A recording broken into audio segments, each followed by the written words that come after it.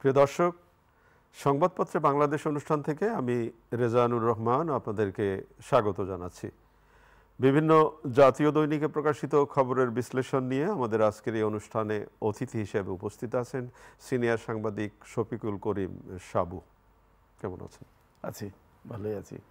পত্রপত্রিকায় প্রকাশিত কয়েকটা গুরুত্বপূর্ণ শিরোনাম আপনাকে পড়ে শোনাই, তারপর আমরা আলোচনায় যেতে চাই। প্রথম আলো, দর কষাকষিতে দুর্বল সরকারের সফলতা কম, শেষ সময়ে ব্যবসায়ীদের দ্বারস্থ হচ্ছে সরকার।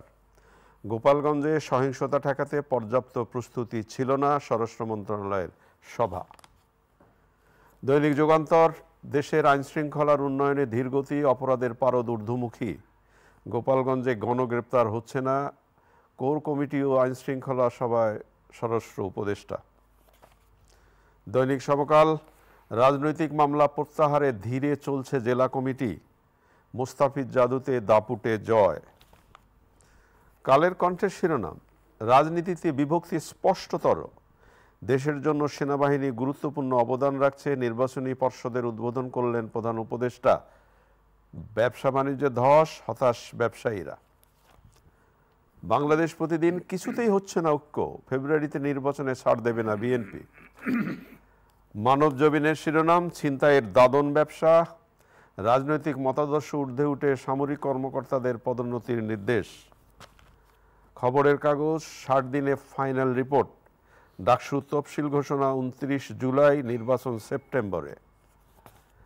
আমার দেশ, এনসিপি তরুণ তুর্কিরা নির্বাচনী মাঠে, সেনা সদর নির্বাচনী পর্ষদ উদ্বোধন দিনে প্রধান উপদেষ্টা, রাজনৈতিক মতাদর্শের ঊর্ধ্বে থেকে যোগ্যদের পদোন্নতি দিন। দেশ রূপান্তর, কর্মকর্তা থেকে কর্মকর্তা নিয়োগে অদক্ষতা। কালবেলা শিরোনাম, ৭৭,০০০ টাকার কাজ নিতে কোটি টাকার ঘুষ, বিনামূল্যের বইয়ের মান যাচাইয়ে এজেন্সি। দৈনিক দিনকাল, যুক্তরাজ্যে তড়িঘড়ি করে সম্পত্তি বিক্রি করে দিচ্ছেন হাসিনা ঘনিষ্ঠ আওয়ামী লীগ নেতারা। বাংলাদেশ প্রতিদিন, টাইগার আইটি এখনো সক্রিয় সর্বনাম নামে। ইনকিলাব, ঐক্যমত্য কমিশন কি চায়, 40 বছরে এমন ব্যবসা সংকটে পড়েনি দেশ। ইনকিলাব, ঐক্যমত্য কমিশন কি চায়, একই পত্রিকার দুটি শিরোনাম। রূপালী বাংলাদেশ, স্ট্যান্ডার্ড চার্টার্ডকে সুবিধা দিতে উল্টে গেল আইন। আলোকিত বাংলাদেশ, পুরো দেশ চষে বেড়াচ্ছে এনসিপি, মিলছে সাড়াও। দৈনিক ইত্তেফাক, তত্ত্বাবধায়ক প্রধানের নিয়োগ প্রক্রিয়া নিয়ে ঐক্যমত্য হয়নি, 40 বছরের ব্যবসায়িক জীবনে রপ্তানি খাতে এমন সংকট দেখিনি, একে আজাদ বলেছেন। পাকিস্তানকে 7 উইকেটে হারালো বাংলাদেশ। নানামুখী শিরোনাম, আজকে অনেক এবং নানা ধরনের। কিন্তু আলোচনাটা যদি ব্যবসায়ীদের এই কথাবার্তা নিয়ে শুরু করতে চাই, দর কষাকষিতে দুর্বল সরকারের সফলতা কম, এটা প্রথম আলো শিরোনাম। সরকারের দুর্বল প্রস্তুতিতে ব্যবসায়ীরা হতাশ, এটা সমকালের শিরোনাম। কালের কণ্ঠ শিরোনাম করেছে, ব্যবসা বাণিজ্যে ধস, হতাশ ব্যবসায়ীরা। একে আজাদ বলেছেন বিশিষ্ট ব্যবসায়ী, 40 বছরের ব্যবসায়িক জীবনে রপ্তানি খাতে এমন সংকট তিনি দেখেননি। কি বলবেন? কিছুই বলার নেই, সবকিছু বলে দেওয়া হয়েছে।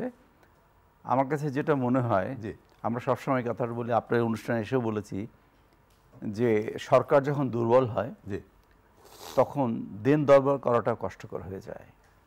এই যে আমরা আমেরিকা দৌড়াদৌড়ি করছি, সম্ভবত আমাদের একটি ডেলিগেশন আমেরিকায় রয়ে গেছে, যেখানে বাণিজ্য উপদেষ্টা রয়েছেন, আরও কিছু কিছু লোকজন আলাপ আলোচনা করছেন। কিন্তু ওই যে বলেন না, আমরা এখনও ডেন্ট করতে পারি নাই, আমরা এখনও ওখানে আঘাত দিতে পারি নাই, ওদের সাথে কথা বলতে পারি নাই। এবং ট্রাম্প অ্যাডমিনিস্ট্রেশনের সাথে কথা বলতে গেলে যে যোগ্যতা বিচক্ষণতার দরকার হয়, সেই যোগ্যতা বা বিচক্ষণতা অভাব দেখছে, সেটা বোধহয় অভাব আমাদের কাছে পরিলক্ষিত হচ্ছে। এই কারণেই এটা করতে পারেন। আপনি লক্ষ্য করে দেখেন যে আমাদের এই এলাকারই আরেকজন, আমাদের যারা প্রতিদ্বন্দ্বী ভিয়েতনাম গার্মেন্টসের অ্যাটলিস্ট, তারা কিন্তু তাদের আলোচনার মাধ্যমে আদায় করে নিয়েছে এখন 19%। এখন হচ্ছে কি যে ব্যবসায়ীরা কারা, এই টাকাটা কিন্তু আমাদের দিতে হচ্ছে তা না, আমরা যারা রপ্তানিকারক আমাদের দিতে হবে না, আমদানিকারক দিতে হবে। কিন্তু তারা এত যদি শুল্ক দেয় বাংলাদেশের পণ্যে, তারা বাংলাদেশের পণ্য নেবে কেন? যে জিনিসটা যদি 1 টাকা দাম হয় সেটা 40% শুল্কে বেড়ে যেভাবে দাঁড়াবে, ওখানকার তো যারা গ্রাহক আছে, যারা আমেরিকার বা অন্যান্য জায়গায়, তারা আমেরিকার গ্রাহক, সরি এটা তো আমেরিকার ব্যাপারই, তারা তো নিতে পারবে না, তারা ভিয়েতনামের দিকে ঝুঁকবে।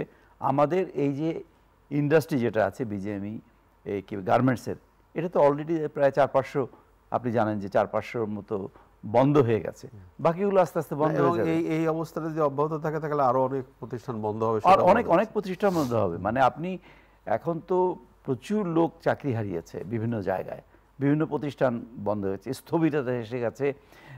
ব্যবসায়ীরা যেটা বলেছেন যে 40 বছর এই অবস্থা দেখেন নেই, তো এই ব্যবসায়ীরা তখন যে পয়সাগুলো রয়েছে তারা এখন বসে বসে খাচ্ছে, তারা ইনভেস্ট করবে না। কিন্তু টাকা বসে বসে খেলেই কতদিন খাবে না, সেটাই মানে আমি বলছি যে তারা ইনভেস্টে যাবে না, তো অ্যাটলিস্ট একটা প্রতিষ্ঠান চালাতে গেলে যে কোটি কোটি টাকা খরচ হয় সেই খরচটার থেকে তারা লে অফ করে দিবে, বন্ধ করে দিবে, বলবে একটা ভালো সময় যখন আসবে তখন আমরা আবার, তাহলে তো বেকার সংখ্যা আরো বাড়বে, আরো বাড়বে, সমাজে অস্থিরতা বাড়বে, আপনার ঘরে ঘরে আপনার এমন হতে চুরি চামারি বাড়বে, রাস্তায় ছিনতাই বাড়বে।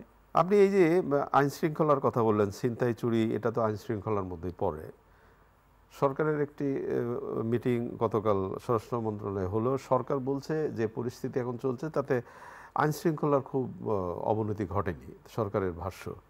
কিন্তু যুগান্তরের রিপোর্ট বলছে যে অপরাধের পারদ ঊর্ধ্বমুখী এবং গোপালগঞ্জের সহিংসতা ঠেকাতে পর্যাপ্ত প্রস্তুতি ছিল না, এটা স্বরাষ্ট্র মন্ত্রণালয়ের সভায় বলা হয়েছে।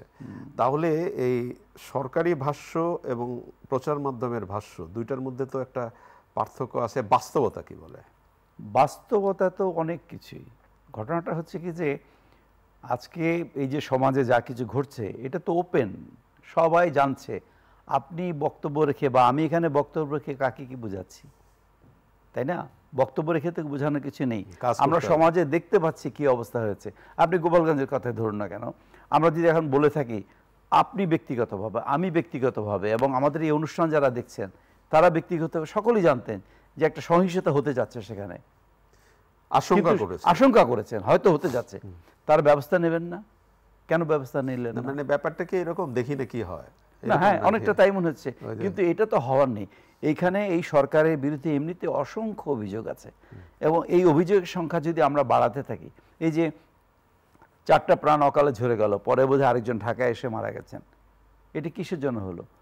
আমরা যদি ওই সময় যদি একটা ব্যবস্থা গ্রহণ করতে পারতাম, আর প্রিকশনস নিতে পারতাম দুই তরফ থেকেই। আমি কিন্তু বলছি না যে যারা এনসিপি যারা গেছে তাদের কথা না, ওইখানে যারা লোকাল ছিল তাদের দিকেও বলছি, সব দিক থেকেই একটা। এখন মজাটা হচ্ছে কি দেখেন, একটা কাল্ট আছে, বঙ্গবন্ধুর কাল্ট আছে, শেখ হাসিনা, বেগম জিয়া, জেনারেল জিয়া, এরশাদ, এইগুলো আছে। এখন আপনি রংপুরের কোনো অনুষ্ঠানে যে যদি ওখানকার নেতাদের গালাগালি করেন, কে সহ্য করবে? বগুড়ায় যে যদি আপনি জিয়াউর রহমান সাহেবকে, বেগম জিয়াকে গালাগালি করেন, সহ্য করবে? এটা তো ওদের ঘাঁটি। মানে ঠিক একই অবস্থা হয়েছে, এক ধরনের বাস্তবতা, এটা একটা বাস্তবতা। ইয়েতেও তাই হয়েছে, গোপালগঞ্জে তাই হয়েছে। এখন হ্যাঁ, আপনি বলতে পারেন যে সহিষ্ণুতা হতে হবে, সহিষ্ণুতা দেখাতে হবে, কিন্তু অনেক সময় কি সহিষ্ণুতা দেখানো যায় না, কারণ আপনি এমন একটা জায়গায় এমন নোংরাভাবে যদি আলোচনা করেন। আমি শুনেছি যে কিছু কিছু বক্তব্য এসেছে বিভিন্ন রাজনৈতিক দলের, মানে বিশেষ করে নতুন যেই দলটি এসে তাদের মুখে থেকে এগুলি। আমি সেদিন একটা সেলুনে গিয়েছিলাম, তো সেলুনের লোকটা বলছে এই গালাগালি কথা, তো আমি বললাম যে কি হয়েছে? বলে স্যার আমি মুখে বলতে পারবো না। না, আপনি যেটা বললেন যে সেলুনের ভদ্রলোক মুখে বলতে পারবো না, সেই সামাজিক যোগাযোগ মাধ্যমে তো এখন আপনি কোনো কিছু লুকাতে পারবেন না।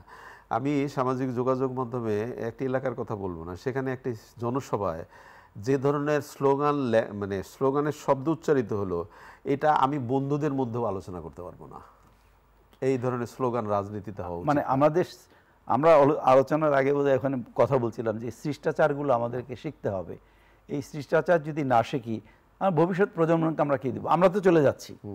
এখন যারা রাজনীতি করছেন, মানে ধরুন বিএনপি, আওয়ামী লীগ যারা আছে, আওয়ামী লীগ তো নেই ক্ষমতায়, মানে মাঠেই নেই, কিন্তু অন্যান্য যারা আছে তাদের মধ্যে যদি সহিংসতা থাকে, এই ধরনের ভাষা থাকে, খুবই দুঃখের ব্যাপার। মানে আমরা কি শিক্ষিত হব না? আমরা কি কিছুটা মানে কালচার হব না? আমরা তো অনেক বড় বড় কথা বলি, সব জায়গায় বড় বড় কথা, আমাদের এত বড় কথা বলি, সেটার সাথে বাস্তবতার কোনো মিল নেই, অথচ আমাদের ভাষা কত নোংরা।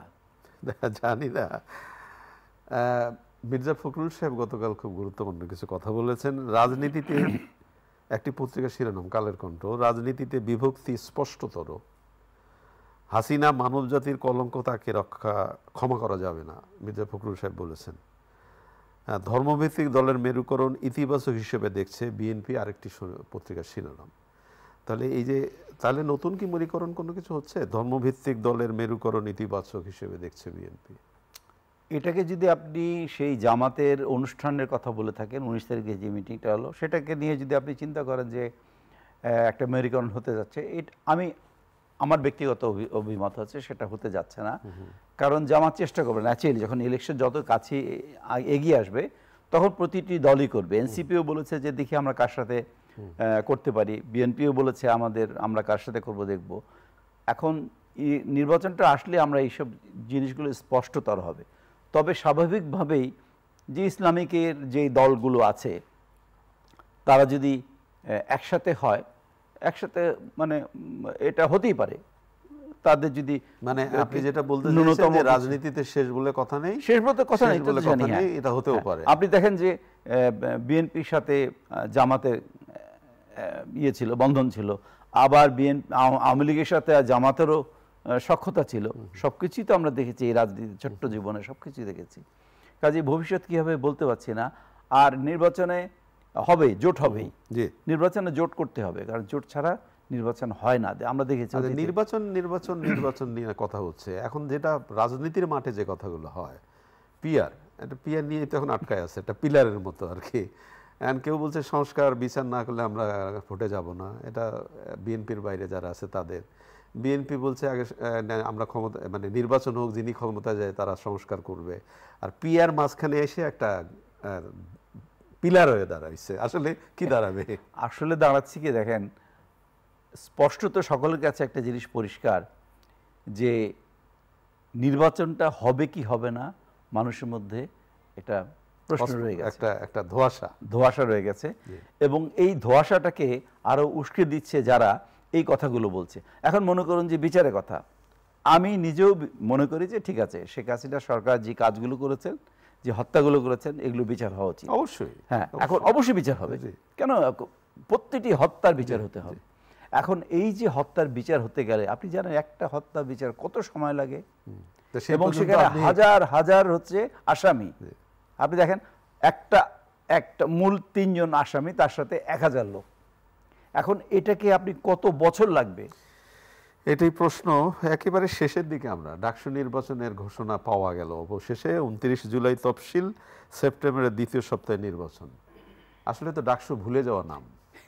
এটি একটি খুব ভালো দিক। আমরা যখন ইউনিভার্সিটি পড়েছি, আপনি পড়েছেন, আমাদের সময় কিন্তু ডাকসু সচল ছিল, কাজ করতে। আপনি আমার সাংবাদিকতা জীবনে, যেহেতু আমি ক্যাম্পাস জীবনে সাংবাদিকতা শুরু করেছিলাম ইত্তেফাকে, ডাকসুর একাধিক নির্বাচন কাভার করারও সৌভাগ্য হয়েছে, ভোট দেওয়ারও সুযোগ হয়েছে। হ্যাঁ, আমরা ভোট দিয়েছি আমাদের সময়, অনেক আগের কথা আছে।